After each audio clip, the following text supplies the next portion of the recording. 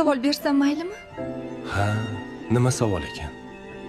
Meni yaxshi ko'rasizmi? Ha, albatta yaxshi ko'raman. Mabodo menga biron nima bo'lib, Allohim jonimni olsa, xafa bo'lib yig'laysizmi? Nega unaqa deyapsan? Tinchlikmi? Tinchlik, iltimos, gaplarimni eshiting. O'lsam rasmimni bag'ringizga bosib uxlaysizmi? Unaqa gaplar aytma. Qabrim ustiga chiroyli gulni olib kelib, Qur'on tilovat o'qib, shirin so'zlar bilan erkalaysiz, to'g'rimi? Lekin meni bularni ko'rmayman. Iltimos dadasi, shu mehrni tirikligimda bering. Gullarni tirik vaqtim bering. Telefondan, ishingizdan menga ham ozgina vaqt ajrating. E'tibor beraman-u.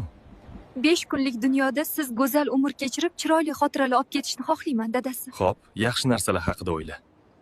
Ayollarga tirikligida berilgan mehr va e'tibor kerak.